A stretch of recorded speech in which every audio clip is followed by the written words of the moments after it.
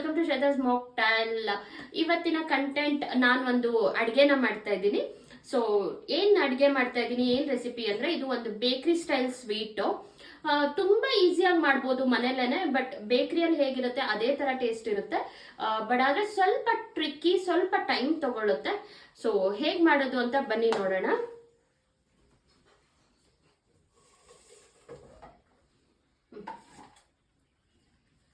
First ನಾನು ಒಂದು ಬೂದ್ ಕುಂಬಳಕಾಯಿನ ತಗೊಂಡು ಈ ತರ ರೌಂಡ್ ಪೀಸಸ್ ಆಗಿ ಕಟ್ ಮಾಡ್ಕೊಂಡಿದೀನಿ. ರೌಂಡೇ ಮಾಡ್ಬೇಕಂತ ಏನಿಲ್ಲ, ನೀವು ಯಾವ ಶೇಪ್ ಬೇಕಾದ್ರೂ ಮಾಡ್ಕೋಬಹುದು, ಅಥವಾ ಉದ್ದ ಉದ್ದ ಸ್ಲೈಸಸ್ ಮಾಡಿ ಅದರಲ್ಲಿ ಸ್ಟಫಿಂಗ್ ಮಾಡಿ ರೋಲ್ ಕೂಡ ಮಾಡಬಹುದು ನೀವು.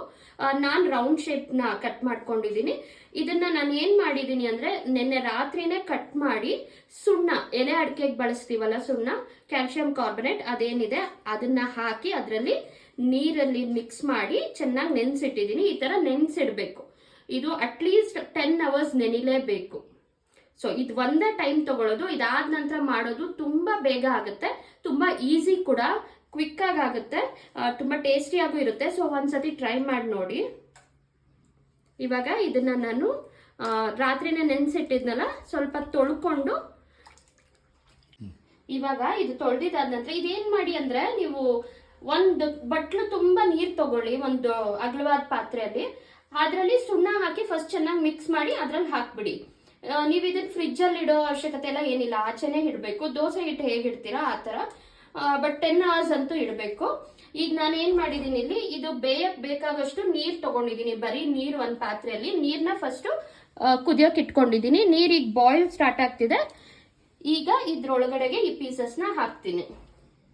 ಇದು ಸಣ್ಣ ಇದ್ರು ಓಕೆ, ಸ್ವಲ್ಪ ದಪ್ಪ ಸೈಜ್ ಆದ್ರೂ ಓಕೆ, ನೋ ಪ್ರಾಬ್ಲಮ್. ಬಟ್ ಯಾವ ಸೈಜ್ ಆದ್ರೂ ಪರವಾಗಿಲ್ಲ. ನೀವು ಒಂದು ಶೇಪ್ ಕೊಟ್ರೆ ನೋಡೋದಕ್ಕೆ ಚೆನ್ನಾಗಿರುತ್ತೆ ಅಂತ ಅಷ್ಟೇನೆ. ಅಥವಾ ನಿಮ್ಗೆ ಯಾವ್ದು ಆಗಲ್ಲ ಅಂದ್ರೆ ನಾವು ದಪ್ಪ ದಪ್ಪ ಆಲೂಗಡ್ಡೆ ಪೀಸಸ್ ಏನ್ ಕಟ್ ಮಾಡ್ತೀವಲ್ಲ ಆ ತರ ಕೂಡ ಕಟ್ ಮಾಡಿ ಹಾಕ್ಬೋದು.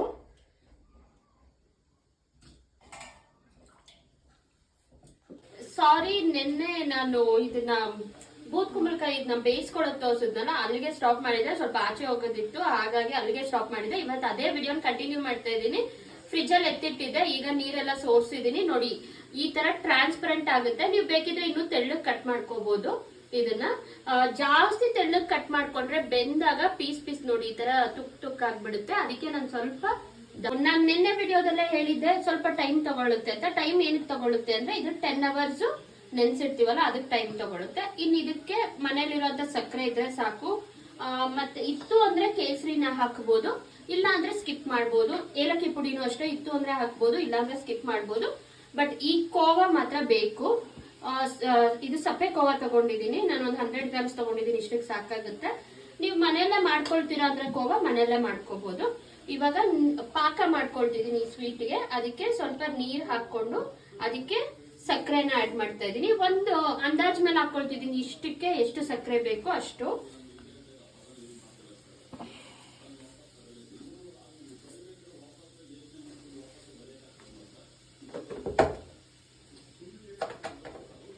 ಈ ಸಕ್ಕರೆ ಪಾಕ ನಾವು ಇವಾಗ ಜಾಮೂನ್ ಎಲ್ಲ ಮಾಡೋವಾಗ ಅಂಟು ಪಾಕ, ಒಂದೆಳೆ ಅಂಟು ಪಾಕ ಮಾಡ್ತೀವಲ್ಲ, ಅಷ್ಟು ಪಾಕ ಬರೋಷ್ಟು ಮಾಡ್ಕೋಬೇಕು.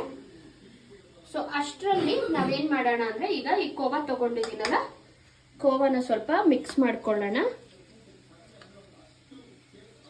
ಈ ಕೋವಾಲ್ ಕೂಡ ಜಾಮೂನ್ ಮಾಡ್ಬೋದು, ತುಂಬಾ ಚೆನ್ನಾಗಿರುತ್ತೆ ಟೇಸ್ಟು.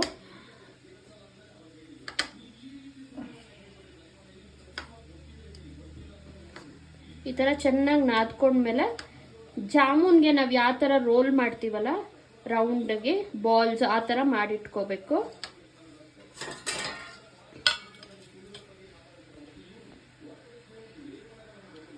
ನಾನು ಚಿಕ್ಕ ಚಿಕ್ಕ ರೌಂಡ್ ಮಾಡಿರೋದ್ರಿಂದ ಅದಕ್ಕಾಗಷ್ಟು ರೋಲ್ಸ್ ನ ಮಾಡಿಟ್ಕೊಳ್ತೀನಿ.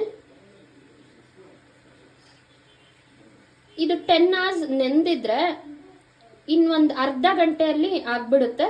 ಬಟ್ ಆಮೇಲೆ ಅದು ಪಾಕದಲ್ಲಿ ನೆನೆಯೋಕ್ಕೂ ಸ್ವಲ್ಪ ಟೈಮ್ ತಗೊಳುತ್ತೆ. ನೋಡಿ ಈ ತರ ಒಂದ್ರ ಮೇಲೆ ಈ ತರ ಕೋವಾನ ಇಟ್ಟು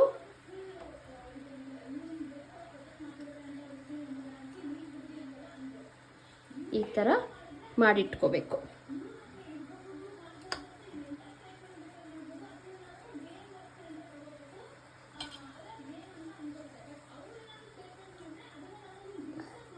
ರಿಷಿ ಇಂಟ್ರೆಸ್ಟಿಂಗ್ ಅನಿಸ್ತಾ ಇದೆಯಾ? ಬೇಕ್ರಿ ಸ್ವೀಟ್ ಥರ ಇದೆಯಾ?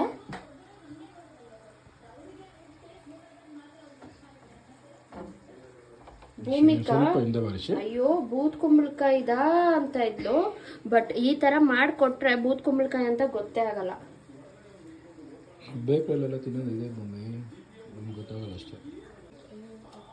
ನೋಡಿ ಈ ತರ ಮಾಡಿಟ್ಕೋಬೇಕು. ನೋಡಿ ಇವಾಗ ಇದೆಲ್ಲ ಮಾಡಿಟ್ಕೊಂಡಿದ್ದೀನಿ. ಸೊ ಎಷ್ಟು ಪೀಸಸ್ ಆಗಿದೆ ಅಂದ್ರೆ 1 2 3 4 5 6 7 8 9 10 11 12 13 14 15 16 17 ಪೀಸಸ್ ಅಂದ್ರೆ ಆಲ್ಮೋಸ್ಟ್ ಹಾಫ್ kg ಅಲ್ವಾ? ಹಾಫ್ kg ಆಫ್ ಸ್ವೀಟ್ ಆಗಿದೆ.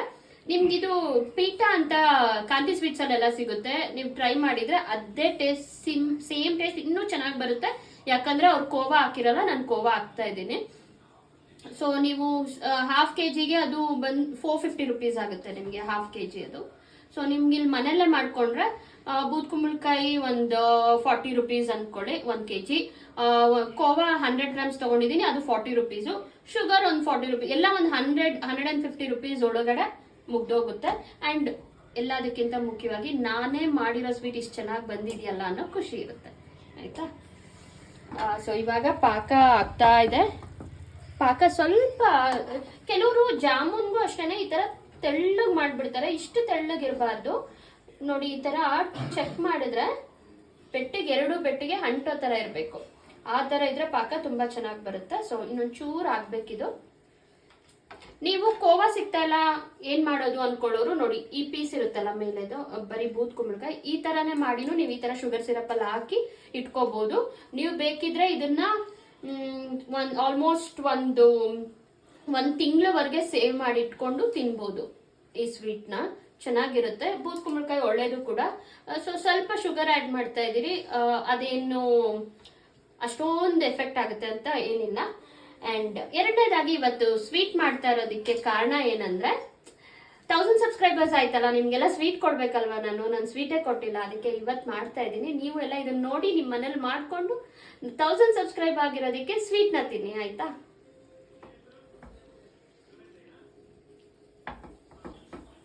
ನೋಡಿ ಇವಾಗ ಇದು ಸ್ವೀಟ್ ಪಾಕ ಕರೆಕ್ಟ್ ಆಗಿ ಬಂದಿದೆ. ಇದಕ್ಕೆ ಬೇಕಿದ್ರೆ ನೀವು ಏಲಕ್ಕಿ ಪುಡಿನ ಹಾಕೋಬಹುದು. ನೋಡಿ ಈ ತರ ಅಂಟಬೇಕು, ಅವಾಗ ಆಗಿದೆ ಅಂತ. ಇದಕ್ಕೆ ಬೇಕಿದ್ರೆ ನೀವು ಏಲಕ್ಕಿ ಪುಡಿನ ಆಡ್ ಮಾಡ್ಕೋಬಹುದು. ಕೇಸರಿನ ಕೂಡ ಬೇಕಿದ್ರೆ ಆಪ್ಷನಲ್. ಮತ್ತೆ ಈಟಬಲ್ ಫುಡ್ ಕಲರ್ಸ್ ಬರುತ್ತಲ್ಲ, ಅದನ್ನ ಬೇಕಾದ್ರೂ ನಿಮ್ಗೆ ಕಲರ್ಸ್ ಆಡ್ ಮಾಡ್ಕೊಂಡು ಯಾವ ಕಲರ್ ಬೇಕೋ ಆ ಕಲರ್ ಮಾಡ್ಕೋಬಹುದು ಸ್ವೀಟ್ ನ. ನಾನೀಗ ಕೇಸರಿನ ಹಾಕಿದ್ದೀನಿ.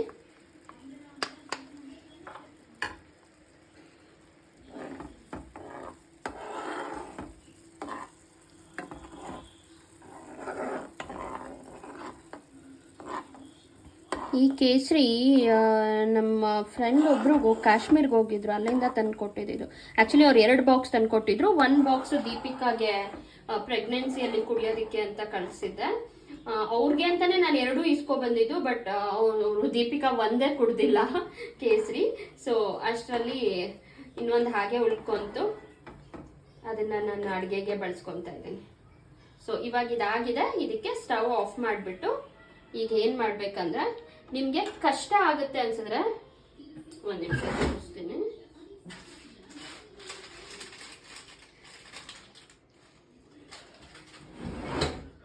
ನಿಮ್ಗೆ ಇದು ಫುಲ್ ಎತ್ಕೊಳ್ಳೋದು ಕಷ್ಟ ಆಗುತ್ತೆ ಅನ್ಸಿದ್ರೆ ಈ ತರ ಲವಂಗನ ಫಿಕ್ಸ್ ಮಾಡ್ಬೋದು. ಈ ತರ 1ರಿಂದ 1ಕ್ಕೆ ಲವಂಗನ ಕೂಡ ಫಿಕ್ಸ್ ಮಾಡ್ಬೋದು. ಅವಾಗ ನಿಮ್ಗೆ ಎತ್ಕೊಳ್ಳೋದಕ್ಕೆ ಈಸಿ ಆಗುತ್ತೆ. ಅಥವಾ ಹಾಗೇನು ಹಾಕ್ಬೋದು, ಈ ತರ.